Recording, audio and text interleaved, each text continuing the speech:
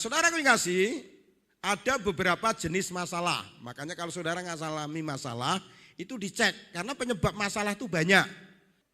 Yang pertama ada masalah yang disebabkan karena kesalahan atau dosa kita. Jadi ada masalah yang disebabkan karena kesalahan atau dosa. Contohnya Simpson, contohnya Daud, contohnya bangsa Israel waktu perang dia kalah. Kenapa? Karena ada dosa di sana. Jadi tatkala saudara dan saya mengalami masalah, saudara duduk diam di hadapan Tuhan, periksa diri. Masalah ini kira-kira kenapa? Apakah karena kesalahan? Apakah karena dosa? Kalau dosa atau kesalahan berarti kita harus ngaku di hadapan Tuhan dan minta ampun. Maka Tuhan pasti tolong kita. Amin saudara. Yang kedua, ada masalah yang disebabkan karena kuasa kegelapan. Ingat Yohanes pasal 10 ayat 10 gimana bunyinya? Pencuri datang hanya untuk mencuri, membunuh dan membinasakan. Pencuri ini siapa? Kuasa kegelapan, kuasa iblis. Jadi iblis itu kerjaannya mencuri, membunuh dan membinasakan. Makanya kalau saudara mengalami suatu masalah, jangan sibuk ngurusi iblis, karena yang kerjanya itu. Nah sekarang bagaimana kita fokus kepada sesuatu yang menyukakan hati Tuhan. Ya. Yang ketiga masalah terjadi karena Tuhan sedang menarik kapasitas.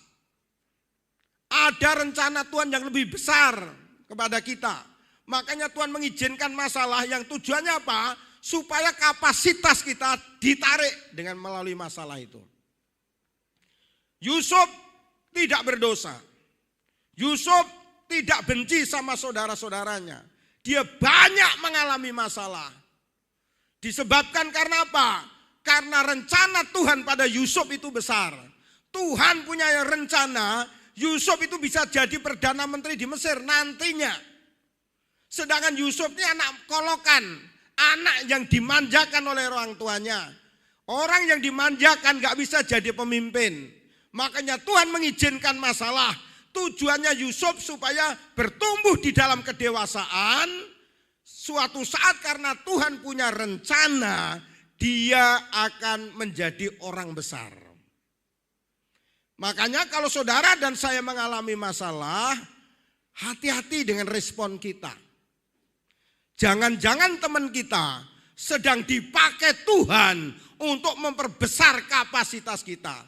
Untuk kita menjadi lebih baik, untuk kita menjadi lebih bijaksana. Karena Tuhan punya rencana yang besar atas hidup kita. Yang keempat saudaraku yang kasih, supaya apa? Supaya kita bertumbuh dalam karakter. Saudaraku yang kasih, kelebihan itu membuat kita sombong. Entah karena cantik, entah karena kaya, entah karena banyak gelar, pokoknya sesuatu yang lebih itu membuat kita sombong. Nah bagaimana caranya? Tuhan membentuk karakter kita melalui masalah. Supaya apa? Supaya kita tetap rendah hati dan Tuhan dimuliakan melalui hidup kita. Yang terakhir ada masalah yang disebabkan karena apa? Karena Tuhan dimuliakan. Tuhan mau dimuliakan melalui hidup kita. Makanya firman Tuhan katakan, bahkan ada moto katakan, tidak ada mahkota tanpa salib. Tidak ada kemuliaan tanpa proses. Makanya kalau hidup saudara dan saya, keluargamu mengalami masalah demi masalah, seolah-olah tidak berhenti. Ini selesai ganti ini selesai ganti ini. Tetap setia. Karena Tuhan sedang punya rencana yang indah dan hidup kita sedang dibawa oleh Tuhan untuk mengalami kemuliaan. Amin saudara. Masih ingat keledai yang ditunggangi Tuhan Yesus? Enggak ada orang hormat sama keledai. Keledai itu binatang bodoh. Dan kalau saudara ngasih, kalau dia memuat barang untuk tunggangan, dia selalu dituntun. Bedakan dengan kuda, enggak dituntun enggak apa-apa. Tapi keledai itu harus dituntun. Kalau enggak dituntun, enggak mau jalan dia saudara. Makanya keledai itu binatang yang bodoh. Tapi binatang yang bodoh itu pernah dipakai Tuhan Yesus waktu memasuki Yerusalem sebelum dia disalibkan. Tuhan Yesus naik keledai. Amin saudara.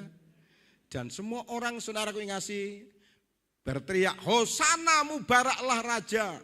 Dan orang-orang melepas jubahnya di jalan-jalan supaya keledai melewat saudaraku yang ngasih di jalan-jalan itu.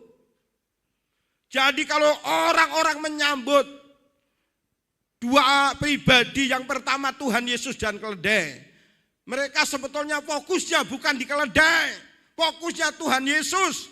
Tetapi karena keledai dinaiki Tuhan Yesus, maka keledai itu mendapatkan kecipratan berkat kemuliaan. Tuhan itu nggak peduli, manusia nggak peduli dengan saudara dan saya, bagaimanapun kondisi kita. Tetapi karena kita dimuliakan Tuhan, diberkati Tuhan, itulah yang membuat orang memberikan hormat. Orang membuat mereka segan kepada saudara. Kenapa? Karena ada Yesus yang ada dalam diri kita. Amin saudara. Makanya tujuan kesaksian supaya Tuhan dimuliakan. Jangan pernah membentuk karakter kita keberhasilan itu. Tapi biarlah hanya firman yang selalu membentuk karakter kita. Bagaimanapun kita tetap rendah hati. Amin saudara. Karena semua terjadi hanya kemurahan Tuhan. Tuhan berhak memberi, tapi ingat Tuhan juga berhak mengambilnya. Tapi kita mau diberi supaya kita menjadi berkat. Amin saudara. Kau Allah yang setia, tak pernah ingkari janjimu, selalu ada menghiburku, menjaga dan melindungi.